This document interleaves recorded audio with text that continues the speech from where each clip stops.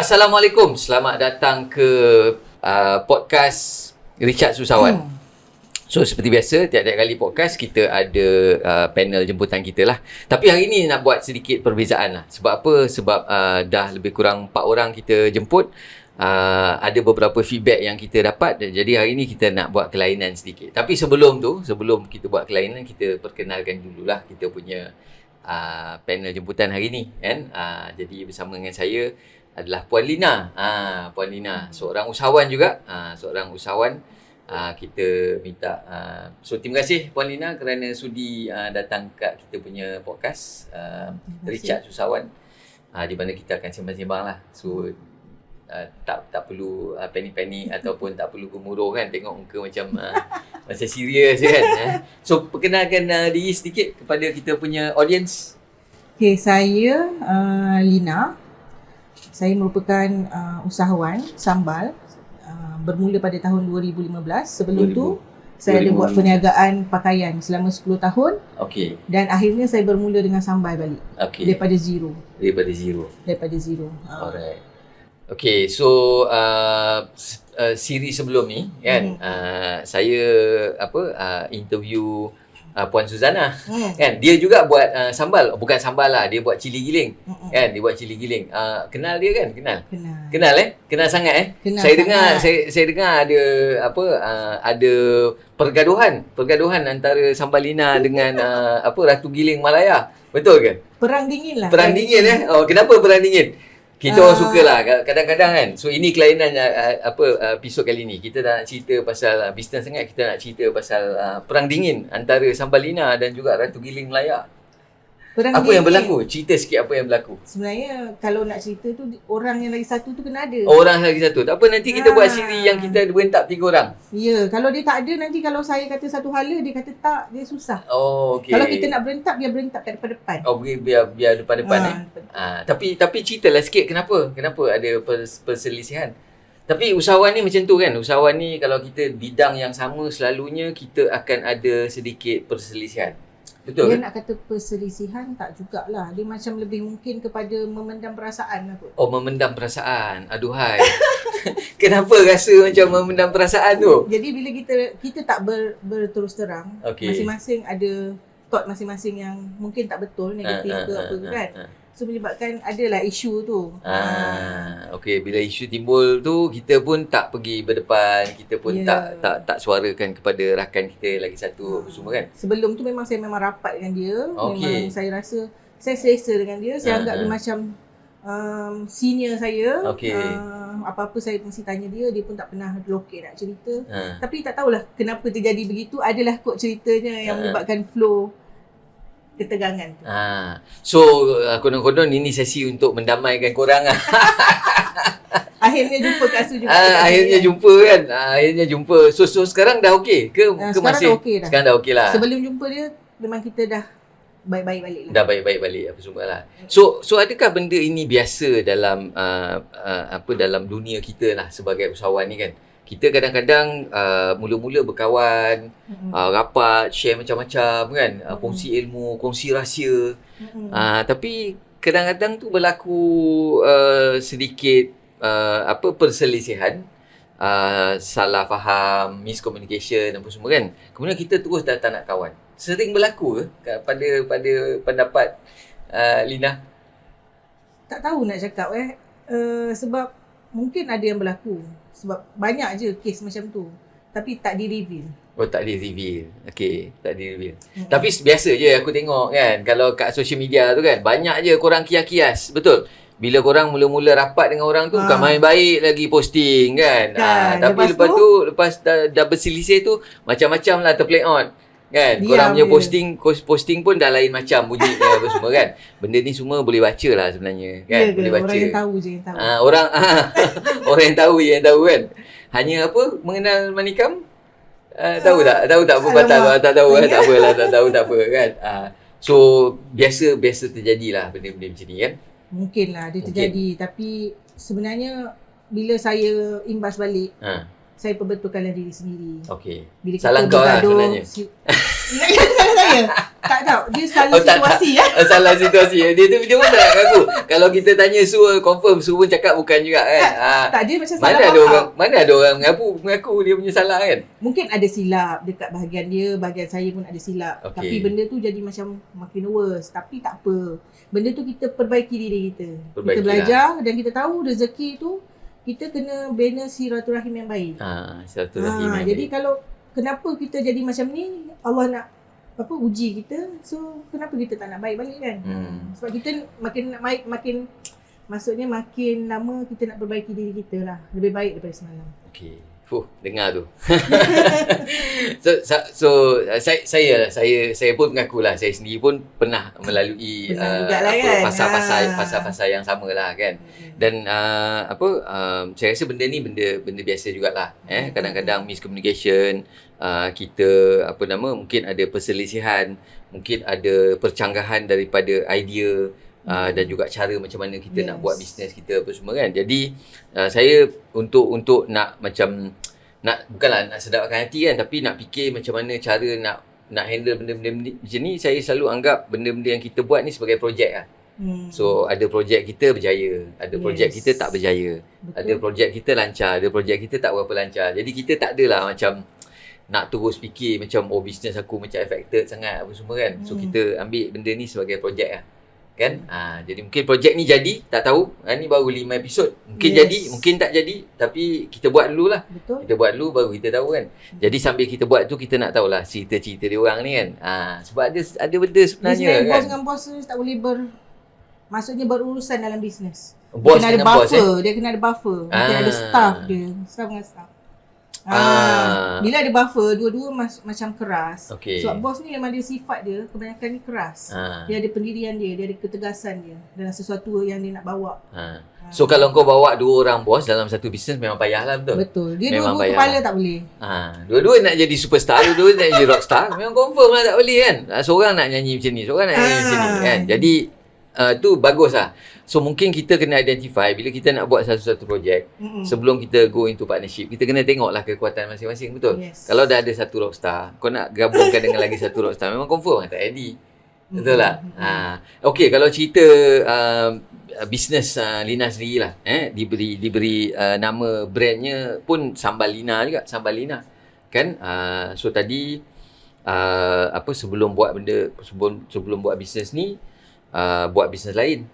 So apa yang membuatkan patah balik buat sambal ni daripada zero? Ni dia punya produk. Lepas ni kita nak tanya kenapa sambal ni kan. So sebelum tu kenapa mulakan bisnes sambal ni balik? Okey, sambal ni kita mulakan semasa peralihan daripada pakaian lah. Saya ada masa tu 5 kedai, 5 butik lah kan. Jadi disebabkan saya ni terlalu ambitious, terlalu bersemangat tinggi, saya dalam setahun saya buka 3 kedai. So saya punya rolling pun dah ketat. Saya pun tak boleh kontrol. Masa tu ilmu tak ada. Ilmu untuk manage people tak ada. Jadi saya uruskan semua sendiri. Kejar-kejar. Daripada situ banyak benda yang saya tak dapat nak catch up, dan akhirnya bisnes tu saya terpaksa kecil-kecil dan saya terpaksa mencari satu bisnes lain yang saya fikir apa yang senang nak jual kalau baju ni susah. Kita nak jual, orang nak colour ni, nak size ni. Saya fikir apa bisnes yang saya boleh buat yang orang tak payah fikir. Dia tak perlu size. Tak mengira sesiapa pun boleh beli produk saya. So saya terfikir masa tu memang saya suka sambal. So saya fikir nak buat sambal. Saya bermula dengan sambal tumis sebenarnya. Memang suka sambal lah. Memang suka sambal. Memang suka sambal. Kau ni jenis yang jenis yang makan nasi, kalau tak ada sambal tak nak makan. Dia kalau mak masak mesti sambal udang ke, sambal ayam ke. Semua sambal. Tapi masa tu dah memang pandai masak lah. Memang tak pandai masak. Tak pandai masak. Tak pandai masak. Okey, so buat benda yang kau sendiri pun tak pandai Tapi kenapa pilih sambal? Sebab memang suka makan sambal. Yes, itu je. Sebab saya try sambal lain. Masa tu tak banyak lagi sambal yang daripada orang-orang Melayu kita buat lah. Kebanyakannya daripada Chinese. Sambal dia tak sama dengan kita. So bila saya makan, saya rasa macam tak puas hati. Aku ni sambal ni tak macam sambal orang Melayu lah. Tak kick lah. Jadi dia tak kena dengan tekak. Then saya kata ni kena buat lah. Saya buat sambal tumis. Masa tu sambal ready to eat tu memang tak banyak orang buat. Okey, alright. Dan memang orang pun tak faham macam mana nak makan ni adik. Macam Okey. mana nak makan ni. Saya tak pandai. Ah. So kita kena terangkan nak makan dengan apa, nak Okey. buat apa. Macam Ah, sambal ah, belacan baru dia orang akan faham. Alright, okey.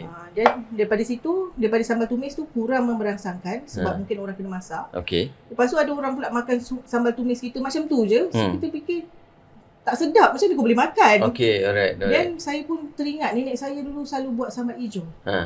Makan dengan ubi kayu. Okey. Ubi kayu memang pagi-pagi memang makan tu. Sebab nenek pernah cerita dulu masa zaman Jepun dulu dia susah nak dapatkan beras. Okey. Beras di syatu. Jadi dia nak keluar pun susah nak dapatkan makanan. So memang tanam ubi kayu dekat belakang rumah dengan cili. Lepas tu dia makanlah dengan ikan bilis. Ikan Okey. bilis tu bukan ikan bilis cantik pun. Ikan bilis hapak-hapak je. Buat sambal ikan bilis sama hijau tu makan dengan ubi kayu. Okey. So awak sendiri pernah makan tak masa tu? Pernah. Memang masa kecil-kecil makan itu lah. Tapi masa tu bukanlah zaman Jepun dah Okey. habis. Sama Jepun. Jadi saya makan waktu tu memang hari-hari nenek rebus tu memang seronok lah makan. Okey. So Memang ubi jadi kayu dengan sambal hijau. Ada ikan bilis sikit.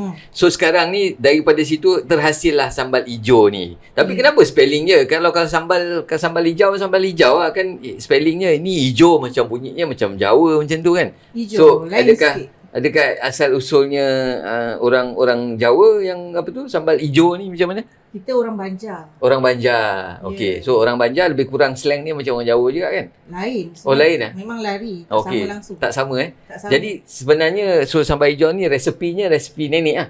Jadi nenek memang orang Banjar. So memang resepi nenek ah. So macam mana awak dapat resepi ni? Saya tanya mak saya lah. Oh tanya. Mak macam mana nenek masak dulu yang Okey. masa kecil-kecil. Kita imbau balik. Mak pun dah tak buat sebab Okey. jarang kan. Tapi dia tahulah sebab itu pun makanan dia masa kecil. Sebab mak hmm. dulu masa kecil-kecil memang susah. Okey. So kalau dia nak makan sambal, nak makan cili kering tu, cili kering susah dapat dulu dia kata. Alright. Orang kaya je makan. Okey. Orang kaya je makan. Ini makanan orang kaya jadi Tak, yang tuan-tuan dan puan-puan, kalau anda rasa diri anda kaya, inilah makanan anda kan. Ubi kayu dengan sambal hijau pagi-pagi. Pagi-pagi ke ataupun makan bila-bila je? Pagi-pagi. Kan? Pagi-pagi best lah breakfast kan. Tapi saya Breakfast. rasa kalau minum petang pun best juga Boleh kan. juga. Kalau dapat ubi kayu. Tapi sekarang ubi kayu senang dapat tak?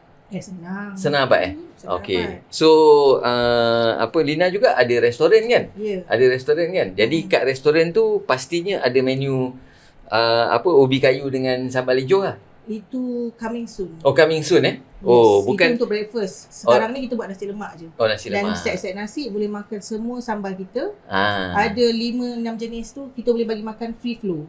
Oh free flow Apa flow. yang free flow? Sambal. Sambal free flow. Ya. Oh nasi tak free flow lah. Tak. Beras mahal. Tapi kalau dulu kan kalau pergi dekat Masjid India tu, kat Masjid India kan ada dekat belakang-belakang tu ada macam lorong-lorong, ada kedai-kedai India banyak apa semua kan. Dekat situ dia free flow dia nasi. Oh ya. Free flow dia nasi sebab yalah masa tu ramai orang-orang India yang kerja hard labor apa semua ni. Memang cara dia orang is dia makan nasi banyak. Aku kadang-kadang pernah agak tengok dia makan dengan dia orang kan. Nasi dia banyak Sebeban kan. Sebeban macam tu kan. Lauk dia sikit. Tapi nasi dia boleh tambah. Tapi lauk tak boleh. Jadi dia akan makan nasi tu dengan lauk sikit lah. Kan? Tapi dekat restoran dia tak lain lain. sambal free flow tapi. Sambal free flow. Okey Dulu lah. orang selalu bagi air kan, kita bagi sambal. So So memang specialist kita in sambal. jadi untuk orang yang minat sambal tu memang best lah kalau pergi sana kan sebab sambal free flow. Aku tak suka juga kalau makan nasi kan. Dia kalau makan nasi tu sambal kena sikit-sikit, kena catu kan. Tapi Nasi ada juga kedai yang dah pandai sekarang. Dia jual sambal tu. Kalau dulu kita sambal tu free flow, orang sekali senduk tu macam betul-betul penuh kan. Lepas tu dia letak dalam bekas kecil, bukan macam plastik kan. Dia letak tu. Macam Kalau sos-sos macam sos punya tu kan. Satu tu RM1. Pandai Pandai. Pandai kedai tu. Dia buat duit kan. So, awak tak buat macam tu kan? Tak. Oh tak. Tapi So bagus. Ini kan. Ini sementara dia belum pandai lagi. Sementara dia belum pandai lagi dia mengaku kan. Korang pergilah Cuba try kan. Restorannya kat mana, nanti kita letak juga link dekat bawah video ni kan. Restorannya dekat Semenyih kan. Dekat Semenyih. Saya belum pergi lagi, tapi pastinya lepas ni sebelum podcast yang kedua sebelum podcast yang lepas ni kita akan pastikan kita akan test dia punya sambal hijau makan dengan ubi kayu. By then mungkin dah ada lah resepi tu kan. So jadi buat bisnes ni pun dah lebih kurang 2015 So lebih kurang 8 tahun lah. Jadi macam mana keadaan bisnes sekarang? Sekarang tak macam dulu mula-mula start tak ramai orang buat sambal. Sekarang dah ramai apa semua kan. Jadi apa something yang unik yang Lina rasa Lina boleh tonjolkan atau ketengahkan beza dengan orang-orang lain? Apa specialnya sambal hijau ni atau sambal Lina ni? Sebab kalau kita nak special, sebenarnya sambal tu terlalu banyak jenis kan? So kalau kita nak kata special, kita keluar yang baru. So benda tu makin banyak. Sambal pelbagai jenis. Tapi specialnya kita memang jual sambal hijau ni daripada 2015 sampai sekarang dia adalah best seller kita. Dan kalau kita letak di mana-mana tu memang orang akan ambil. Yang ini yang paling laju. So kita tak ada nak kata apa kelebihan kita, inilah kelebihan kita. Kita ada sambal yang memang daripada dulu sampai sekarang memang ada peminat dia. Sampai ada yang ambil satu carton untuk dia makan di rumah saja. Satu carton. Tak nak sambal lain. Saya offer juga sambal lain nak tak? Tak nak. Dia nak hijau je, kata hijau paling best.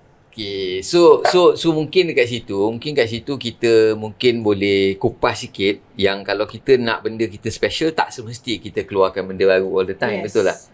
Mungkin satu benda yang kita ada yang dah memang ada dia punya fan base, dah ada peminat, itulah yang kita fokus kan.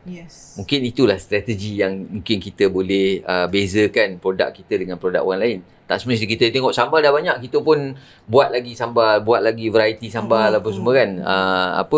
Latest aku rasa pernah try sambal strawberry sambal strawberry. Sedap ke? Boleh lah. Tapi adalah rasa strawberry dia sikit kan. Tapi adakah dia akan jadi makanan ruji? Maksudnya aku rasa tak. Mungkin tak. Mungkin dia something yang orang akan try satu kali. Tapi mungkin dia tak akan jadi makanan yang ataupun sambal biasa yang kita akan makan tiap-tiap kali lah. Kan? Dia akan jadi sambal favourite untuk kalau tak ada ni macam teringat-ingat. Mungkin sekali-sekala mungkin kita belilah. Tapi macam I sendiri pun memang fan of sambal lah. Sambal belacan tu kalau makan dengan ulam-ulam rasa macam tak best lah. Tak ada sambal belacan tu rasa macam tak puas lah, tak lengkap lah kan. So memang antara dan biasanya kalau sambal hijau ni kedai Minang lah kan. Kedai Minang selalu dia akan jual kan. Dia tanpa ikan bilis ya. Tambah ikan bilis.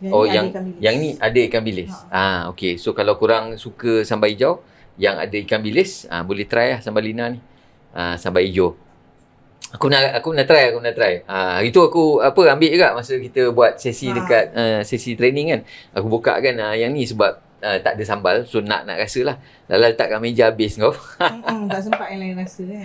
So so sebelum kita nak nak habiskan kita punya sesi. Kita punya sesi ni pendek je. Taklah lama sangat apa semua kan. Nak tanyalah, Lina ada tak peminat dari segi muzik? Ada tak artis-artis yang kau minat? Artis yang minat? Kalau ikutkan sekarang dah tak ada lah. Dah tak ada? Dulu je lah. Dulu ada? Okey, dulu minat siapa? Siti Nurhaliza lah. Siti Nurhaliza. Dia je satu-satunya artis yang kita rasa macam minat. Okey. So memang bila dengar dia nyanyi tu terus minat lah. Ke macam mana? Tak. Sebab mula-mula tak suka dia. Mula-mula tak suka? Ada ke orang mula-mula tak suka Siti Nurhaliza? Kan? Dia macam orang kata orang minat. Ramai yang minat. Jadi kita pun kenapa aku tak minat? So kita pun mencarilah apa kelebihan dia sampai orang minat. Okey. Dan bila kita mencari kelebihan orang tu, rupanya kita pula jatuh cinta pula dekat dia. Sampai saya simpanlah gambar dia, saya gunting, saya tak hafal. Sampai macam tu, saya pun macam terkejut dengan diri sendiri. Sampai macam tu ke aku minat dia. Belilah semua kaset dia. Nyanyi lagu dia. Hafal. Sampai macam tu lah. Okay, so maksudnya kita daripada tak kenal, kita boleh kenal satu-satu orang atau satu-satu karyawan kan, sampai kita minat. So kalau kita reflectkan benda tu kepada brand story lah, orang panggil lah, brand story yang cerita di sebalik kejayaan seseorang, cerita di sebalik brand tu apa semua, yang kita dapat bila kita baca kisah dia, mungkin kat situ timbul minat kita, minat kita kan. So itulah yang orang cakap mungkin brand story di sebalik cerita, di sebalik brand tu, cerita di sebalik kejayaan satu-satu usahawan tu apa semua kan, atau cerita di sebalik brand tu kan. Jadi mungkin ini satu cara untuk kita nak kembangkan bisnes kita juga kan. Kalau kita boleh sebarkan cerita kenapa kita buat bisnes ni, kenapa kita keluarkan produk ni contohnya, mungkin kat situ juga orang boleh kenal. Kan. Dan kat situ mungkin kita boleh strengthen dan kita punya fan base kan. Macam tadi Lina cakap lah, tak semestinya kita nak jual kat semua orang, tapi kita ada peminat kita kan. So mungkin Siti Nurhaliza dia tak perlu jual kat semua orang album tu. Dia tak expect semua orang dalam dunia datang dia punya konsert, tapi fan dia akan datang lah kan. Fan dia akan datang. Jadi mungkin kita nak fokus kepada kita punya fan base. Jadi untuk kita punya fan base, apa benda yang mungkin kita boleh buat untuk kita punya fan base, untuk pastikan kita punya produk nombor satu lah dekat fan base kita. Kan? Betul, pada mata dia. Jadi tak semestinya kita mesti nak compete dengan semua orang yang buat sambal. Betul, tak perlu. Betul kan? Sebab dia macam sambal ni, banyak usahawan baru. Macam cendawan tumbuh lepas hujan. Okey. Nanti lepas hujan dia habis. Lepas hujan dia habis. Tapi kita yang memang buat benda ni, kita kena bertahan. Sebab kita kena pastikan yang kita ni boleh survive. Waktu dia orang tengah naik yang cendawan tu kan. Nanti bila dah tak ada, kita akan teruskan lah. So business ni kadang is also about kita boleh bertahan tak boleh bertahan lah. Betul kan? Yes, kena. So dia macam lari marathon lah kan. Lari marathon kan. Semua orang boleh start. Ada yang boleh habiskan marathon kan. Betul. Ada yang hanya lari satu kali marathon. Ada yang boleh lari berkali-kali punya marathon kan. So mungkin bisnes ni lebih kurang macam tu je juga kan. Semua orang boleh start bisnes. Tak susah mana kan. Kalau setakat nak register enterprise kat SSM pun tak mahal kan. Nak cari idea pun tak susah. Kadang kita tengok usahawan dia tak minat, dia tengok orang tu buat pun dia buat. Kadang usahawan start bisnes daripada hasil dia minat, ataupun dia hasil daripada dia ada rahsia. Rahsia sebenarnya kenapa kita rahsia jual sambal hijau. Rahsia kan, dia dapat resepi daripada nenek moyang kan. Mungkin ada kan, mungkin ada. So itu antara benda-benda unik yang kita boleh masukkan dalam kita punya bisnes lah kan. So Siti Nurhaliza Siti Nurhaliza, so kalau kita buat tingkat lah kan. So penyanyi baru, penyanyi dah established, kemudian dia jadi rockstar, kemudian dia jadi legend kan. So kalau Siti Nurhaliza tu level mana agak-agak? Legend lah. Legend Legend. Legend jugalah Siti Nurhaliza. Legend di hati saya lah. Legend dia. Kita tengok perkembangan dia, cara dia macam mana, dia macam clean aja dia punya, tak ada gosip-gosip panas. Oh, tak ada. Mungkin kita tak tahu. Mungkin kita macam tadi lah, kita pun tak tahu kan sama Lina kan. Rupanya ada gosip dengan RGM. RGM tu dia punya ni, Ratu Giling Malaya kan. Rupanya ada gosip. Tapi lepas ni harap-harap dia berbaik semula lah. Dah berbaik kita juga mengharapkan kalau kita ada selisih faham dengan kawan-kawan usahawan kat situ, kita cari jalan lah supaya jangan berbalah lama-lama kan. Mungkin tak elok untuk diri kita untuk kesihatan, dan juga mungkin tak elok untuk industri kan. So terima kasih hari ini sempat kita berborak sekejap dengan usahawan yang melancarkan brand Sambal Lina, Lina sendiri. So nanti kita letakkan dia punya social media dekat bawah video ni. Untuk mereka yang belum lagi kenal, boleh bernetworking, boleh connect dengan boleh connect saya, boleh contact saya. Kalau nak dapatkan, katakanlah kita memang ada buat OEM untuk produk-produk sambal. Kalau nak buat resepi sendiri boleh. Kalau nak buat ambil daripada kita punya koleksi resepi-resepi sambal kita pun boleh. Letak jenama sendiri. So tak payah pening kepala. Boleh OEM juga untuk usahawan-usahawan baru kan. Lina support juga usahawan-usahawan baru. Bagi peluang kepada mereka. Kot-kot lah nak cuba-cuba jual sambal kan. Okey, so terima kasih sekali lagi Lina kerana sudi datang menghadirkan diri ke podcast kita kan, Richard Usahawan, di mana kita nak sembang-sembang dengan usahawan kita, nak korek juga topik-topik panas dengan dia orang ni kan, nak tahu rahsia dia orang, macam mana dia orang start apa semua kan, dan mungkin kita boleh belajar daripada bisnes-bisnes ataupun idea-idea yang dia orang kongsikan. Dan kita boleh aplikasikan dalam bisnes kita juga. So, terima kasih sekali lagi. So, nanti kita jumpa di episod seterusnya. Assalamualaikum.